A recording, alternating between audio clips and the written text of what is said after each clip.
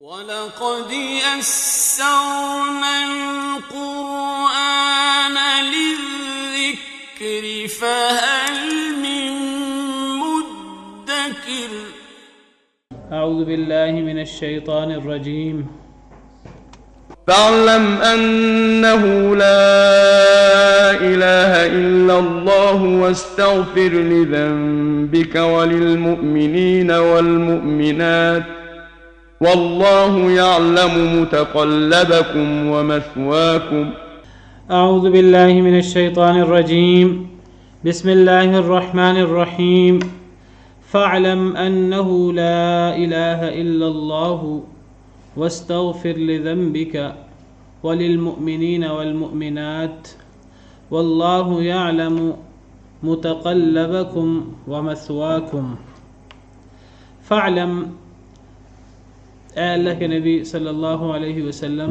بس جان لیجئے انہ لا الہ الا اللہ کہ بے شک وہ یعنی اللہ رب العالمین لا الہ کوئی معبود نہیں، کوئی معبود برحق نہیں الا اللہ مگر اس کے، واستغفر لذنبک اور معافی مانگیں اپنی لغزش کی، وللمؤمنین والمؤمنات اور مؤمنین کے لیے بھی اور مؤمنات کے لیے بھی، واللہ یعلم متقلبکم ومثواکم اور اللہ جانتا ہے تمہارا الٹ پلٹ ہونا، چلنا پھرنا، ومثواکم اور تمہارا ٹھکانہ، بس تمہارا ٹھکانہ ٹھہرنے کی جگہ، بس جان لیجئے کہ اللہ کے علاوہ کوئی معبود برحق نہیں۔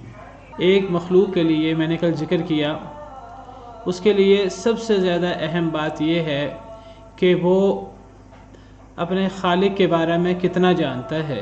ایک مخلوق کی سب سے بڑی سعادت ہے کہ وہ اپنے خالق کو جان لے۔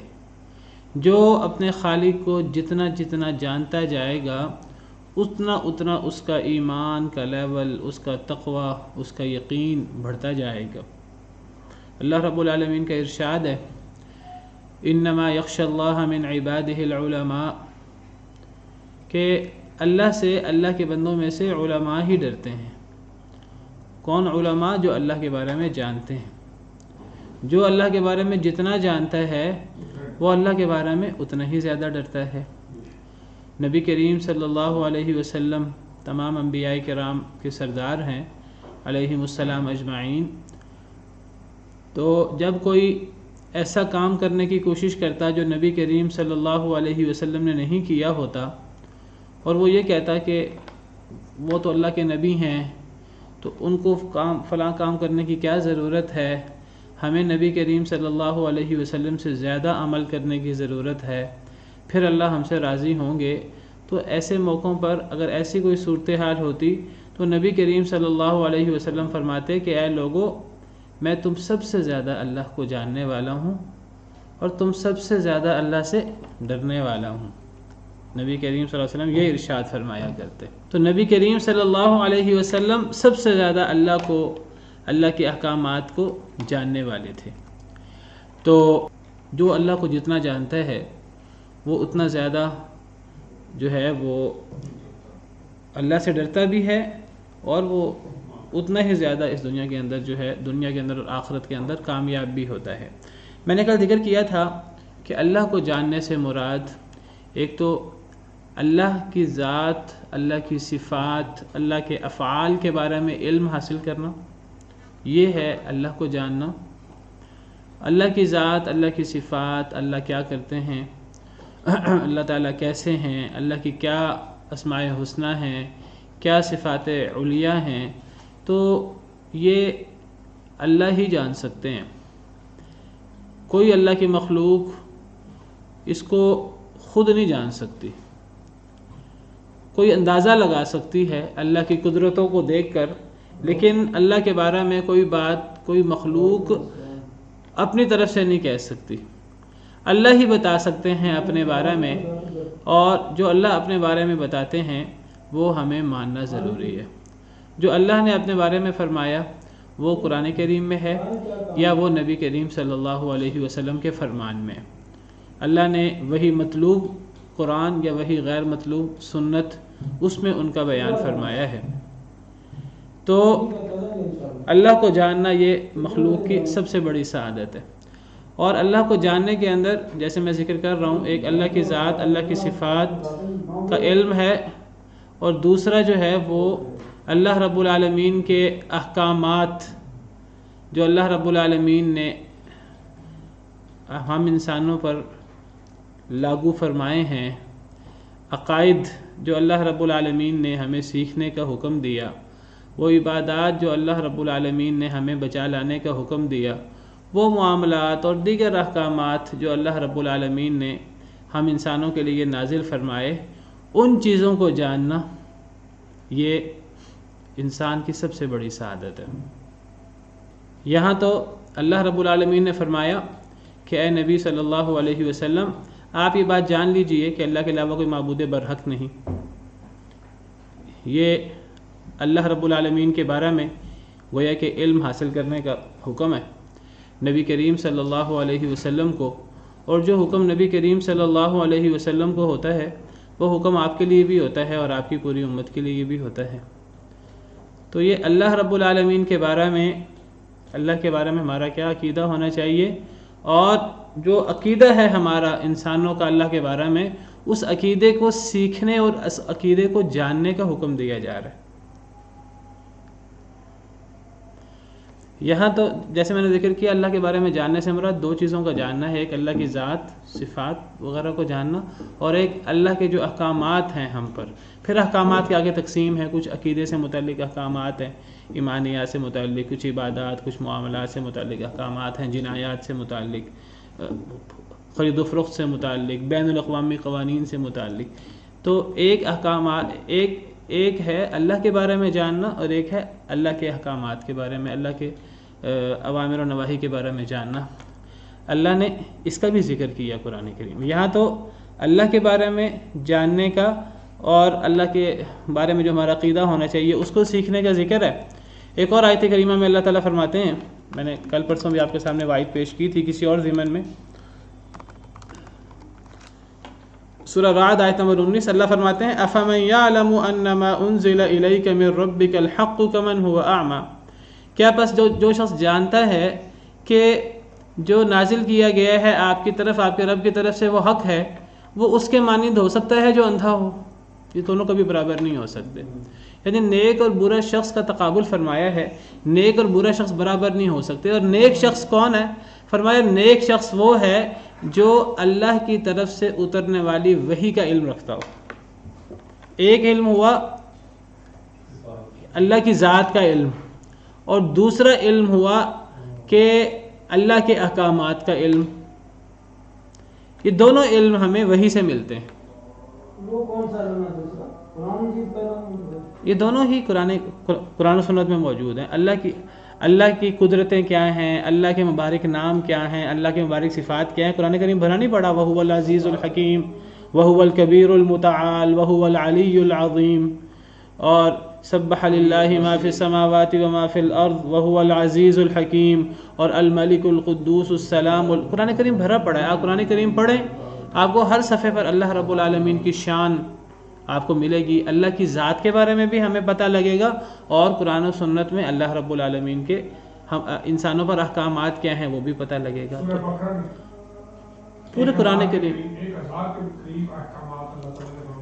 پورا قرآن کریم بھرا پڑا ہے اللہ کی ذات کا تعارف اور اللہ کے احکامات کا تعارف۔ تو اسی لیے سب سے بڑی فضیلت انسان کی یہ انسان قرآن کو سیکھے، سنت کو سیکھے۔ خیرکم من تعلم القرآن وعلمہ، تم میں سے سب سے بہتر وہ ہے جو قرآن سیکھے اور سکھائے۔ اس میں یہی دو چیزیں بتائی گئی ہیں، اللہ کا تعارف اور اللہ کے احکامات کا تعارف، اور اس کو جاننا یہ ضروری ہے۔ تو فرمایا کہ پس جان لیجئے کہ اللہ کے علاوہ کوئی معبود برحق نہیں، اللہ کے علاوہ کوئی معبود برحق نہیں۔ یہ کلمہ طیبہ کا ترجمہ ہے جو ہم لوگ کرتے ہیں، یعنی اللہ فرما رہے ہیں کہ اے نبی صلی اللہ علیہ وسلم لا الہ الا اللہ کو جان لیجئے۔ اس سے پتہ لگا کہ بس لا الہ الا اللہ پڑھنا نہیں ہوتا، اس کو ساتھ ساتھ جاننا بھی ہوتا ہے۔ لا الہ الا اللہ وہ کلمہ ہے جس کو پاکیزہ کلمہ کہا جاتا ہے، کلمہ طیبہ کہا جاتا ہے، اور یہ کلمہ ہے جو انسان کو کفر سے اسلام میں لا کھڑا کرتا ہے۔ یہ حد فاصل ہے کفر اور اسلام کے درمیان۔ یہ کلمہ کوئی بندہ پڑھ لیتا ہے تو جنتی ہو جاتا ہے، اور جو نہیں پڑھتا تو وہ جہنمی ہو جاتا ہے ہمیشہ ہمیش کے لیے۔ تو یہ کلمہ اس کو صرف پڑھنا نہیں ہوتا، اس کے بارے میں علم بھی ہوتا ہے۔ تو بعض دفعہ انسان سمجھتا ہے کہ میں کلمہ پڑھ لوں تو کلمہ پڑھنے سے جو ہے وہ اللہ تعالیٰ جو ہیں وہ میرے درجات بلند کر دیں گے، اللہ تعالیٰ مجھے جنت میں ڈال دیں گے۔ تو یہ بات سمجھنی چاہیے، صرف کلمہ پڑھنا کافی نہیں ہے، لا الہ الا اللہ پڑھنا کافی نہیں ہے۔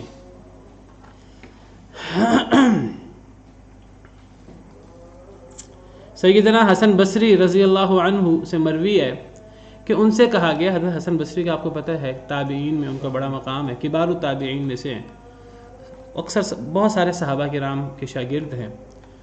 حضرت حسن بصری سے کہا گیا ان ناسا یقولون من قال لا الہ الا اللہ دخل الجنہ، لوگ کہتے ہیں، حدیث میں آتا ہے، اس حدیث کو پڑھ کر سن کر لوگ کہتے ہیں کہ جو لا الہ الا اللہ کہتے جنت میں داخل ہو جائے گا۔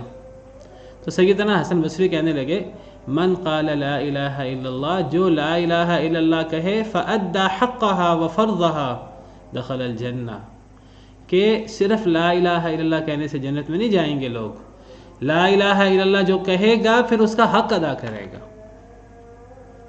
اس کا فرض ادا کرے گا، وہ جنت میں جائے گا۔ دیکھیے ہم کسی کے نیت پر کس پر ہم کیا فتویٰ لگائیں، تو ہم تو ظاہر کی بات کرتے ہیں۔ تو لا الہ الا اللہ صرف پڑھنا زبان سے یہ کافی نہیں ہوتا، ہاں ہمارے سامنے جو لا الہ الا اللہ پڑھے گا ہم تو اس کے اسلام کی بات کریں گے۔ ایک شخص نے سیدنا اسامہ بن زید کے سامنے جنگ کے موقع پر وہ مخالف کافروں کی طرف سے لڑ رہا تھا، جب اس نے دیکھا کہ میں مارا جاؤں گا اور حضرت اسامہ بن زید مجھ پر غالب آ جائیں گے، اس نے کلمہ پڑھ دیا۔ لگتا تو یہ تھا جیسے اس نے جو ہے وہ موت سے بچنے کے لیے کلمہ پڑھا۔ حضرت اسامہ بن زید نے یہی سمجھا کہ اس نے موت سے بچنے کے لیے، اس نے دھوکہ دیتے ہوئے کلمہ پڑھا ہے تو قتل کر دیا اس کو، اور بعد میں نبی صلی اللہ علیہ وسلم کو سارا واقعہ سنایا تو آپ بار بار فرماتے رہے کہ جب اس نے کلمہ پڑھ لیا تھا تو تم نے اسے کیوں قتل کر دیا، جب اس نے کلمہ پڑھ لیا تو تم نے اسے کیوں قتل کر دیا۔ وہ کہنے لگے کہ اے نبی صلی اللہ علیہ وسلم، اس نے تو موت سے بچنے کے لیے کلمہ پڑھا تھا، وہ تو کافروں میں سے تھا، کافروں کے ساتھ لڑ رہا، کافروں کی طرف سے لڑ رہا تھا، تو لڑتے لڑتے جب میں حاوی ہونے لگا تو کلمہ پڑھ لیا اس نے تو موت سے بچنے کے لیے کلمہ پڑھا۔ تو آپ نے فرمایا کہ کیا تو نے اس کا دل چیر کر دیکھا تھا؟ آپ نے اتنی دفعہ یہ بات فرمائی کہ اسامہ بن زید کہتے ہیں کہ میرا دل کیا کاش کہ میں آج سے پہلے مسلمان نہ ہوتا، میں آج کلمہ پڑھ کے مسلمان ہوتا اور میرا یہ عمل معاف ہو جاتا۔ تو ہم نے ظاہر پہ فیصلہ کرنا ہے، یہ ساری باتیں اللہ سے متعلق ہیں۔ تو حضرت حسن بصری نے کہا کہ لا الہ الا اللہ پڑھنے سے جنت میں نہیں جاؤ گے، لا الہ الا اللہ پڑھ کر جب اس کا حق ادا کرو گے تو جنت میں جاؤ گے۔ آپ فون کرنے پہ میں بات کر لیتا ہوں۔ لا الہ الا اللہ پڑھو گے اور اس کا حق اور فرض ادا کرو گے تو جنت میں جاؤ گے، ایسے نہیں جاؤ گے۔ حضرت حسن بصری رحمہ اللہ کا یہ واقعہ ہے کہ ایک بڑا مشہور شاعر ہے فرزدق، اس دور کا ایک بڑا مشہور شاعر ہے، تو اس کی بیوی فوت ہو گئی فرزدق کی، تو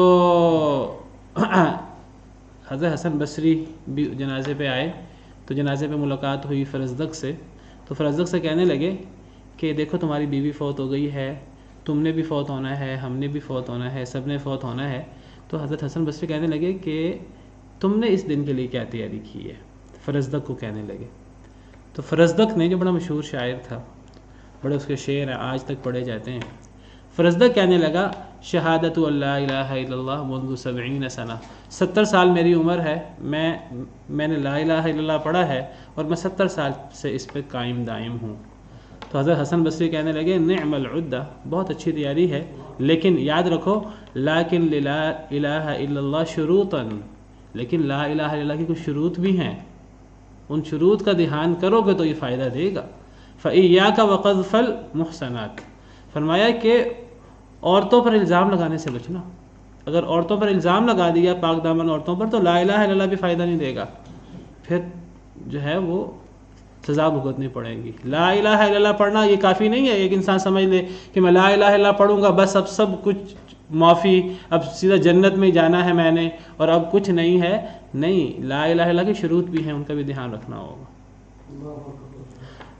امام وہب بن منبہ بہت بڑے امام ہیں، بہت بڑے تابعی ہیں، تو ان سے کسی نے سوال کیا لا الہ الا اللہ کے بارے میں، تو وہ کہنے لگے لا الہ الا اللہ کی اس کلمے کی فضیلت بیان کرتے ہوئے، حضرت وہب بن منبہ تابعی ہیں، فرمانے لگے الیس مفتاح الجنت لا الہ الا اللہ، کیا لا الہ الا اللہ جنت کی چابی نہیں ہے؟ قال، وہ سوال کرنے والا کہنے لگا بلا، کیوں نہیں؟ تو یہ فرمانے لگے ولیکن ما مفتاح الا له اسنان، نہیں، یہ سوال کرنے والے نے کہا، سوال کرنے والے نے کہا حضرت وہب بن منبہ سے کہ لا الہ الا اللہ جنت کی چابی نہیں ہے۔ تو وہب بن منبہ بہت بڑے امام ہیں تابعین میں سے، یہ فرمانے لگے کیوں نہیں، یہ جنت کی چابی ہے، لیکن کہنے لگے یاد رکھو ہر چابیوں کے دندانے بھی ہوتے ہیں، چابی صرف سیدھی نہیں ہوتی، چابیوں کے دندانے بھی ہوتے ہیں، تو اس لا الہ الا اللہ جو جنت کی چابی ہے اس کے بھی دندانے ہیں۔ فَإِنْ أَتَيْتَ بِمِفْتَاحٍ لَهُ أَسْنَانٌ فُتِحَ لَكَ، اگر تیرے پاس جو جنت کی چابی ہے اس کے دندانے ہوں گے تو پھر تیرے لیے جنت کے دروازے کھولیں گے، ورنہ نہیں کھولیں گے۔ وَإِلَّا لَمْ يُفْتَحْ لَكَ، ورنہ تیرے لیے جنت کے دروازے نہیں کھولیں گے۔ وہ جنت کی چابی ہے لا الہ الا اللہ، کہنے لگے کہ اس کے دندانے بھی ہیں، دندانے کیا ہیں، ان کی کیا مراد تھی؟ شروط لا الہ الا اللہ کی۔ وہ کیا شروط ہیں؟ اس کی پہلی شرط جو ہم پڑھ رہے ہیں فَعْلَمْ أَنَّهُ لَا إِلَهَ إِلَّا اللَّهِ، علم حاصل کرنا لا الہ الا اللہ کی۔ ایک بندہ لا الہ الا اللہ پڑھتا رہے، اسے پتہ ہی نہ ہو لا الہ الا اللہ سے مراد کیا ہے، لا الہ الا اللہ کا اسے ترجمہ ہی نہ آتا ہو، تو یہ لا الہ الا اللہ پڑھنا کتنا فائدہ دے گا؟ بھئی لا الہ الا اللہ کے بارے میں علم تو حاصل کرنا چاہیے، لا الہ الا اللہ کیا چیز ہے؟ یاد رکھیے لا الہ الا اللہ کی 7 شروط ہیں، قرآن و حدیث کا مطالعہ کریں، جب تک وہ شروط پر عمل نہ ہو تو لا الہ الا اللہ پھر کما حقو فائدہ نہیں دے گا۔ وہ لا الہ الا اللہ سے وہ اصل میں اپنے شرائط کے ساتھ، وہ شرائط کے ساتھ ساری شرطیں قرآن و حدیث میں ہیں، وہ ساری شرطیں قرآن سے حدیث سے پتہ لگتی ہیں۔ جی نبی صلی اللہ علیہ وسلم فرماتے تھے لا الہ الا اللہ کو، دیکھیے آپ فرماتے تھے کہ جو ایمان لائے وہ جنت میں چلا جائے گا، اب ایمان سے مراد کیا ہے؟ یہ وہی بات ہے نا، ایک بدو نے کہا کہ مجھے کوئی مختصر بات بتائیے، آپ نے فرمایا قل آمنت باللہ ثم استقم، تو کہہ میں اللہ پر ایمان لایا پھر ڈٹ جا۔ اب ہم کہیں یہ تو بڑی آسان بات ہے، میں کہتا ہوں آمنت باللہ، میں اللہ پر ایمان لایا، اب میں ڈٹ جاتا ہوں، یہ آمنت باللہ سے مراد کیا ہے؟ پورا دین اس کے اندر آ جاتا ہے۔ تو لا الہ الا اللہ جنت کی چابی تو ہے، یہ کامیابی کی کنجی تو ہے، لیکن لا الہ الا اللہ کی شرائط کیا ہیں؟ لا الہ الا اللہ کا معنی آتا ہے سب سے پہلی چیز، اس کا علم لا الہ الا اللہ کا۔ اللہ نے فرمایا دیکھیں یہی، اب یہ آیت ہمیں پہلی شرط بتا رہی ہے فَعْلَمْ أَنَّهُ لَا إِلَهَ إِلَّا اللَّهِ، کہ جان لیجئے کہ اللہ کے علاوہ کوئی معبود نہیں، تو لا الہ الا اللہ کو جاننا تو ضروری ہے کہ کوئی معبود نہیں ہے، کوئی معبود برحق نہیں ہے سوائے اللہ کے۔ سب سے پہلے جانیں کہ لا الہ الا اللہ کے اندر پہلے نفی ہے پھر اس بات ہے، لا الہ الا اللہ کو جانے تو صحیح۔ حضرت ابراہیم نے، دیگر انبیاء کرام علیہم السلام نے کس طرح توحید کو پیش کیا؟ لا الہ الا اللہ تو وہ پڑھتے تھے، انہوں نے سمجھایا لا الہ الا اللہ کیا ہے، وہ ہے لا الہ، پہلے سب کی نفی کر دی جائے، تمام باطل معبودوں کی نفی کر دی جائے، کوئی معبود برحق نہیں ہے، پہلے انکار کیا جائے سب معبودوں کا، پھر کہا جائے سوائے اللہ کے۔ لا الہ الا اللہ کے بارے میں جاننا، پہلی شرط ہے علم۔ اللہ رب العالمین نے فرمایا فَعْلَمْ أَنَّهُ لَا إِلَهَ إِلَّا اللَّهُ۔ اسی طرح ایک اور آیت میں اللہ تعالیٰ فرماتے ہیں کہ قیامت کے دن کسی کو سفارش فائدہ نہیں دے گی، إِلَّا مَنْ شَهِدَ بِالْحَقِّ وَهُمْ يَعْلَمُونَ، سوائے اس شخص کو سفارش فائدہ دے گی۔ اللہ تعالیٰ فرماتے ہیں وَلَا يَمْلِكُ الَّذِينَ يَدْعُونَ مِن دُونِهِ الشَّفَاعَةَ، کہ جو لوگ اللہ کے علاوہ پکارتے ہیں وہ لوگ سفارش کا اختیار نہیں رکھتے۔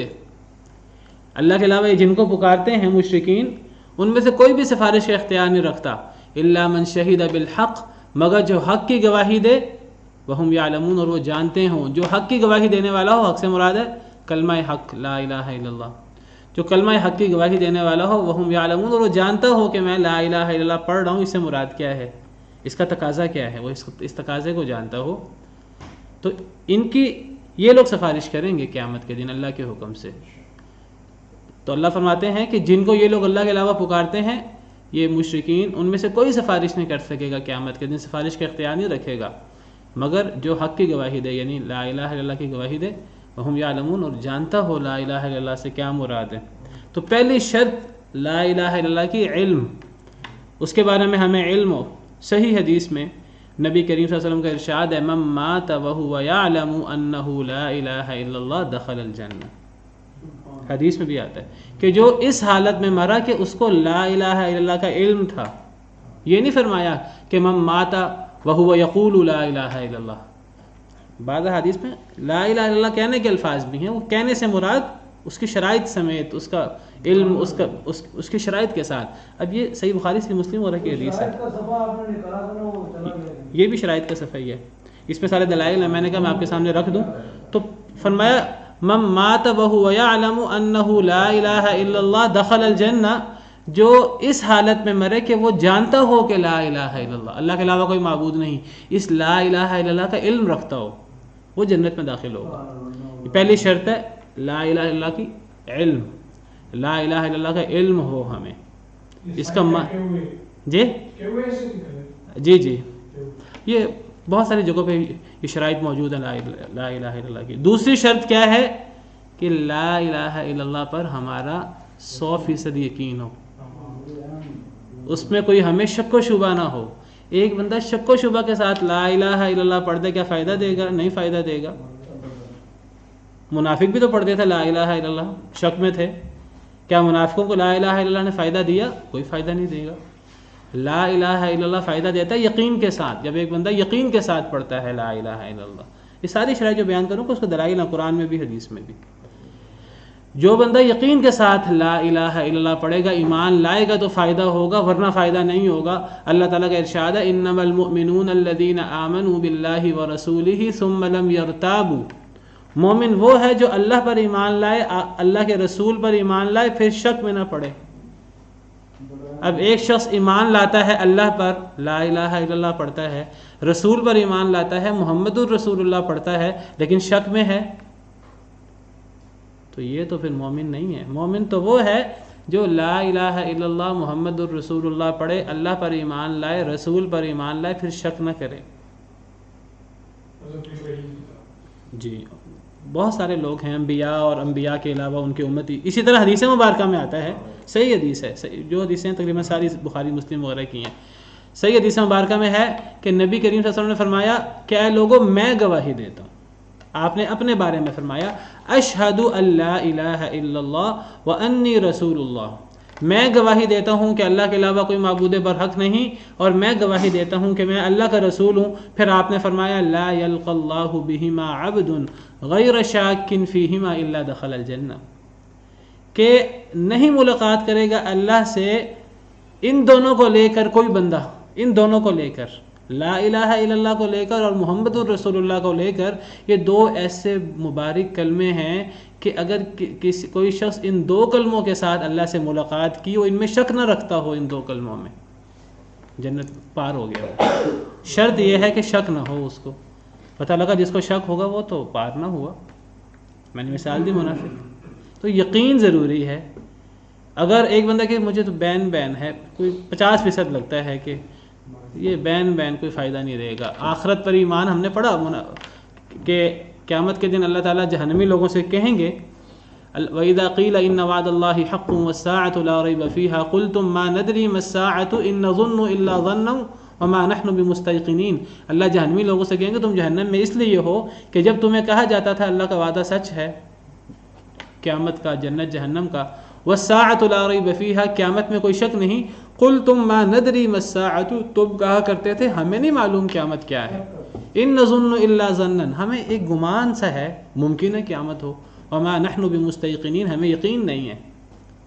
تو تو اللہ نے فرمایا ٹھیک ہے پھر جہنم کی سزا بھگتو، تم تو شک کرتے تھے.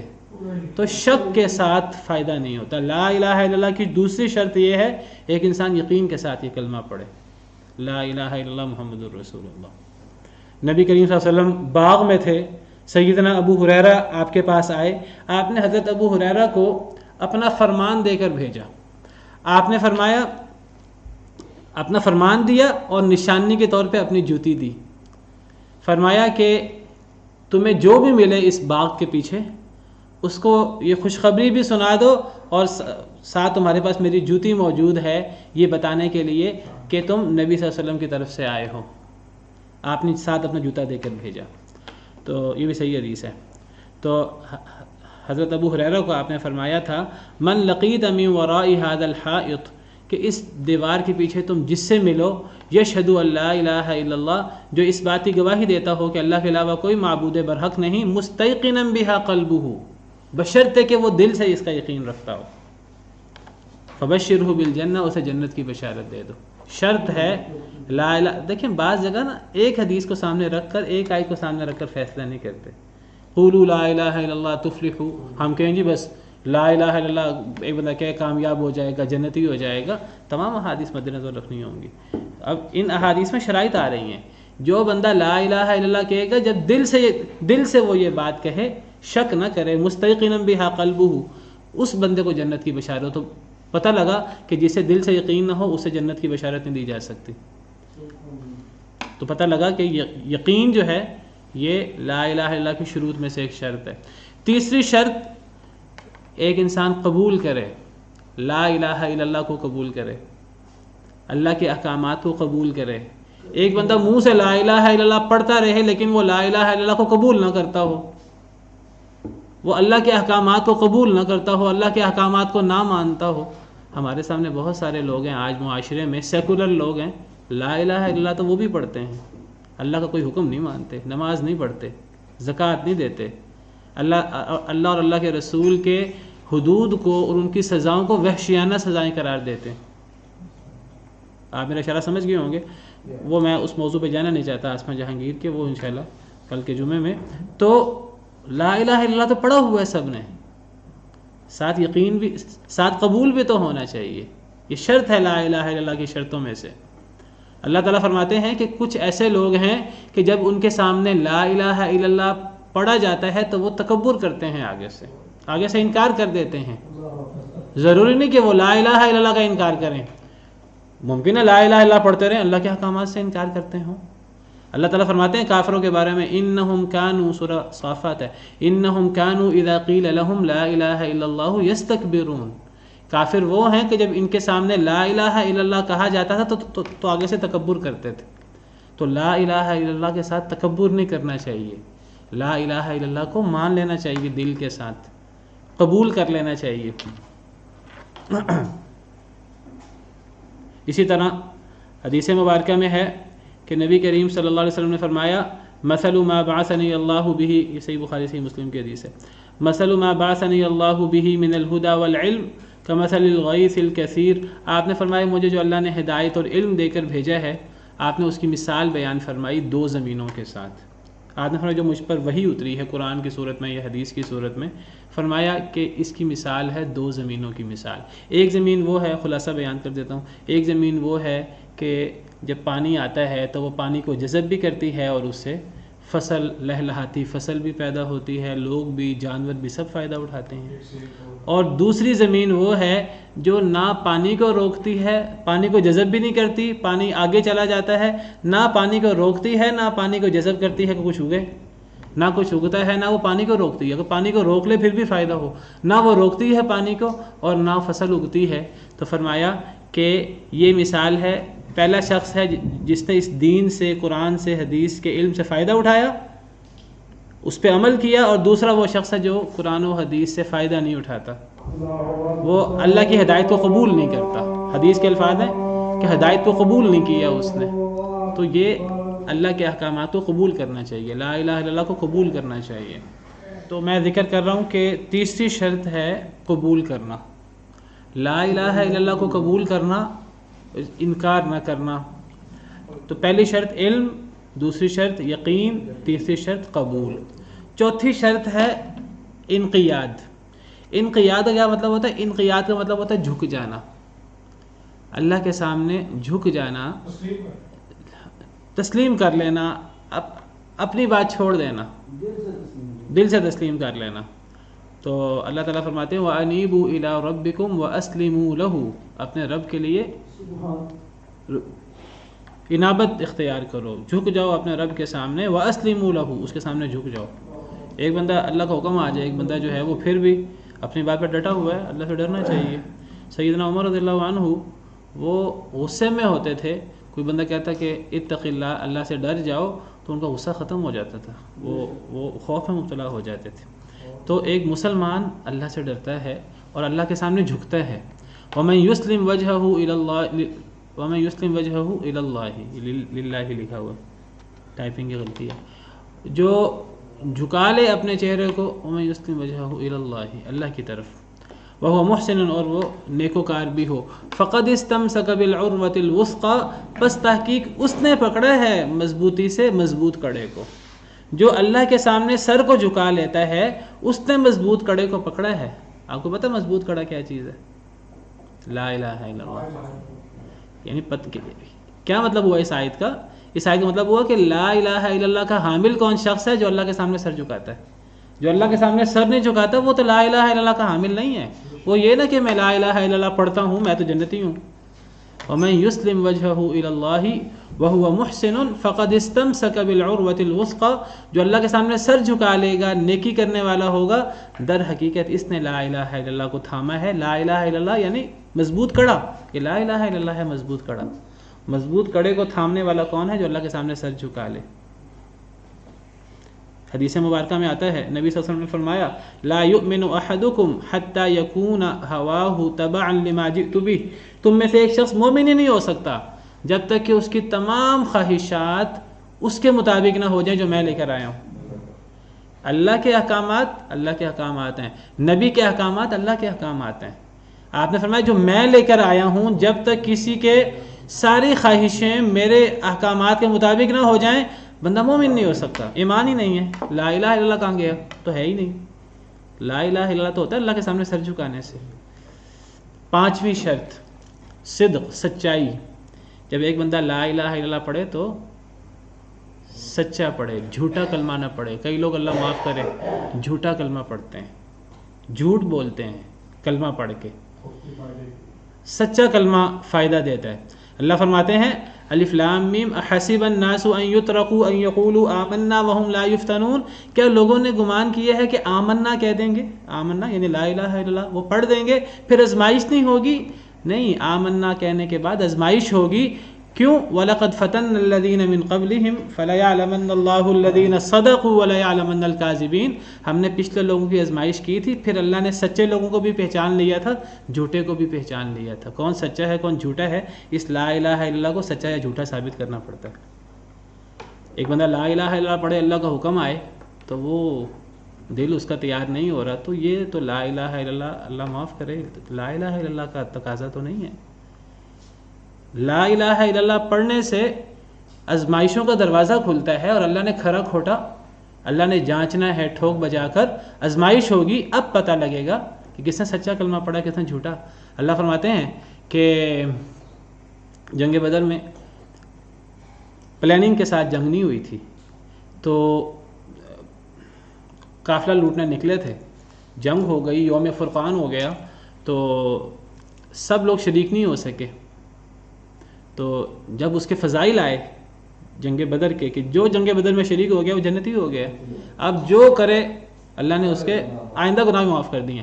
جب لوگوں نے یہ بات سنی تو کئی لوگ کہنے لگے کاش ہم جنگ میں شریک ہو جاتے، پھر کہنے لگے کاش کہ دوبارہ جنگ ہو، ہم پھر بتائیں گے۔ تو پھر اللہ نے فرمایا کہ اب جنگ آ گئی ہے۔ جب اگلی جنگ ہوئی جنگ احد، تو اللہ فرماتے ہیں کہ وَلَقَدْ كَانُوا عَاهَدُوا اللَّهَ مِن قَبْلُ لَا يُوَلُّونَ الْأَدْبَارَ، اب یہ جو منافق بھاگ گئے ہیں، 300 منافق پہلے ہی بھاگ گئے، ہم نے نہیں لڑنا، ہم تو کہتے تھے کہ مدینہ منورہ کے اندر رہ کر لڑیں گے، لیکن یہ تو اب باہر جا کے لڑا جا رہا ہے، ہم تو نہیں مانتے۔ اللہ نے قرآن میں آیتیں نازل کر دی کہ یہ تو قسمیں اٹھایا کرتے تھے، وَلَقَدْ كَانُوا عَاهَدُوا اللَّهَ مِن قَبْلُ لَا يُوَلُّونَ الْأَدْبَارَ، یہ تو اللہ کی قسمیں اٹھاتے تھے ہم پیٹھیں نہیں پھیریں گے، اب یہ کیوں پیٹھیں پھیر کر بھاگ گئے ہیں؟ یہ تو منافق تھے۔ اور پھر سچے لوگوں کی اللہ نے گواہی دی ایمان کی، اللہ نے فرمایا فَمِنْهُمْ مَنْ قَضَى نَحْبَهُ وَمِنْهُمْ مَنْ يَنْتَظِرُ، سیدنا انس بن نضر اور دیگر صحابہ کرام جو جن کے جسم میں 80 کے قریب نشانات تھے، اللہ فرماتے ہیں ان میں سے وہ لوگ بھی ہیں جنہوں نے اپنی جو انہوں نے وعدہ کیا تھا، اپنی منزل تھی، اس کو پورا کر دیا ہے، وَمِنْهُمْ مَنْ يَنْتَظِرُ، اور کئی ان میں سے ابھی منتظر ہیں۔ اور پھر اللہ نے فرمایا کہ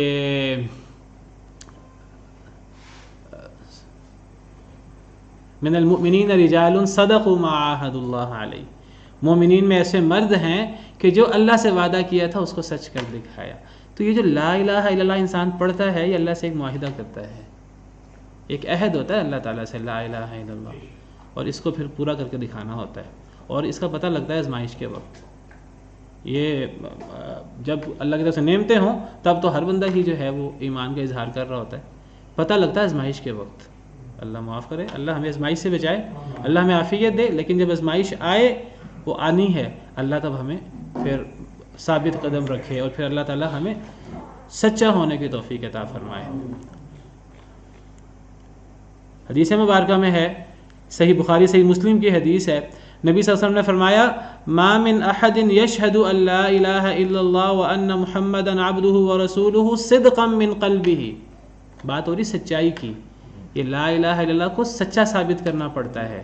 آپ نے فرمایا کہ جو شخص بھی لا الہ الا اللہ کی گواہی دے دے، محمد الرسول اللہ کی گواہی دے دے، بشرطے کہ دل کی سچائی کے ساتھ گواہی دے، یہ صرف کہنا کافی نہیں ہوگا، جو دل کی سچائی کے ساتھ گواہی دے گا الا حرمہ اللہ علی النار، اللہ اس کو آگ پر حرام کر دیں گے، بشرطے کہ سچائی کے ساتھ گواہی دے۔ اور آپ کو پتہ ہے کچھ لوگ گواہی دیتے ہیں لا الہ الا اللہ کی، لیکن جھوٹی گواہی دیتے ہیں۔ قرآن کے شروع میں اللہ نے بیان کر دیا وَمِنَ النَّاسِ مَن يَقُولُ آمَنَّا بِاللَّهِ وَبِالْيَوْمِ الْآخِرِ وَمَا هُمْ بِمُؤْمِنِينَ، مومن نہیں ہیں، یہ تو جھوٹا آمنا باللہ کہہ رہے ہیں۔ یخادعون اللہ والذین آمنوا، اللہ کو دھوکہ دینے کی کوشش کرتے ہیں، ایمان والوں کو دھوکہ دینے کی کوشش کرتے ہیں۔ وما یخدعون الا انفسهم، اپنے آپ کو دھوکہ دے رہے ہیں۔ وما یشعرون، شعور نہیں ہے۔ فی قلوبہم مرض فزادہم اللہ مرضا، ان کے دلوں میں مرض ہے نفاق کا، اللہ نے ان کا مرض بڑھا دیا۔ ولہم عذاب علیم بما کانوا یکذبون، ان کے لیے دردناک عذاب ہے جھوٹ بولنے کی وجہ سے، یہ انہوں نے جھوٹا کلمہ پڑھا ہے۔ یہ جھوٹا کلمہ قابل قبول نہیں ہے، یہ تو سچا کلمہ قابل قبول ہوگا۔